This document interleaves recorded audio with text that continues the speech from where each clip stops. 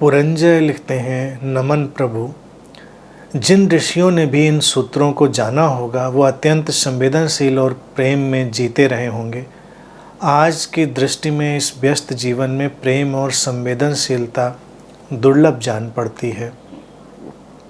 इसके लिए भी आयोजन की आवश्यकता होती है। कुछ कहें ताकि बात समझ में उतरे।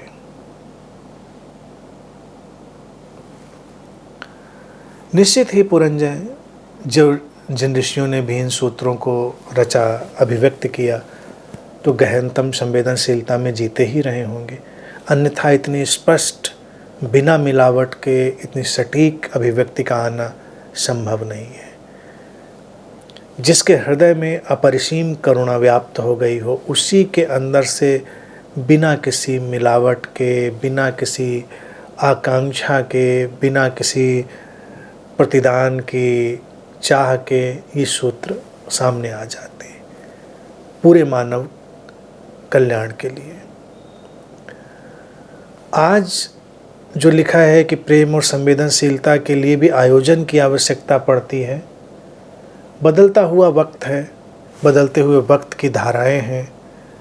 व्यक्ति इस आपाधापी में, इस दौड़ में उन चीज़ों को चूकता है, तो हमको कई बार आयोजन की आवश्यकता पड़ जाती। आयोजन बुरे नहीं हैं, संबंधों में आयोजन हो या कोई विशेष आयोजन हो, हम इन चीज़ों को उभारें, हम फिर से उस सब को महसूस करें। क्योंकि आम तौर से हमने जो जीवन का परिदृश्य बना दिया है, जिसको हम विकास भी कहते हैं, विकास की खास अवस्था भी कहते हैं, वो असंवेदनशीलता की ही एक पृष्ठभूमि है।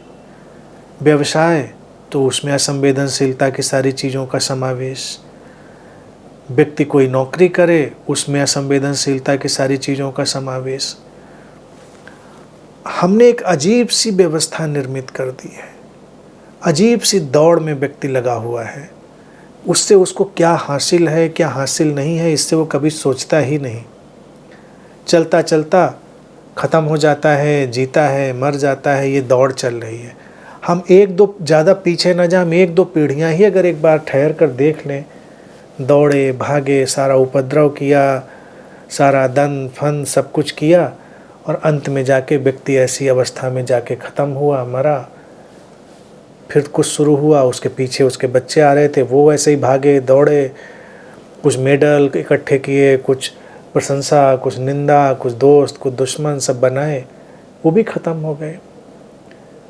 ये क्या जिया हमने जीवन में किस चीज़ को विकसित किया, किसको हमने सींचा। और फिर हर कोई इस बात के लिए रो रहा होता है कि जीवन में प्रेम नहीं है, जीवन में शांति नहीं है। हम जो सींचेंगे, जो बोएंगे, वो तो बढ़ेगा ना।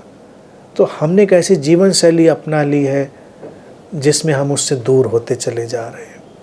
तो इसलिए वो लोग जो इन सब बातों को जी रहे हैं, अगर वो एक आयोजन भी मान लो बना लें, तो वो भी सुंदर है। कभी कभी जो संवेदनशील लोग हैं, प्रेमपूर्ण लोग हैं, मैत्री से भरे हुए लोग हैं, वो आपस में मिलें।